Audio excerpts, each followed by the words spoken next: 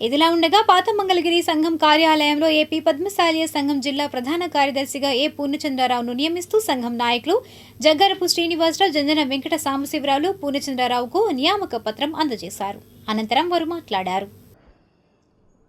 ఈరోజు గుంటూరు జిల్లా ప్రధాన కార్యదర్శిగా మంగళగిరికి చెందిన ఆలేటి పూర్ణచంద్రరావు గారిని నియమించడం జరిగింది.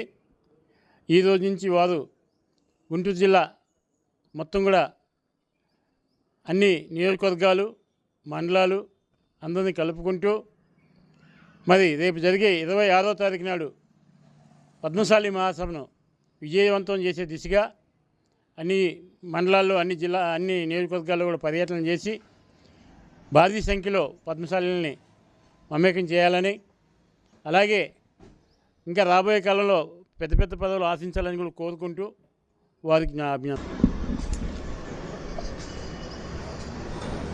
అందరికీ నమస్కారం.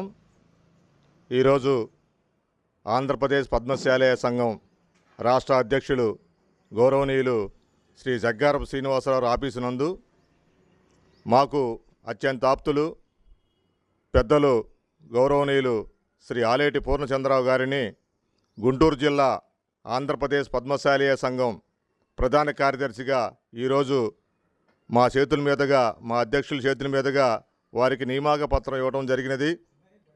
పూర్ణచంద్రరావు గారు మా ఆంధ్రప్రదేశ్ పద్మశాలి సంఘం రావడంలో మాకు ఎంతో ఆనందకరంగా ఉన్నది.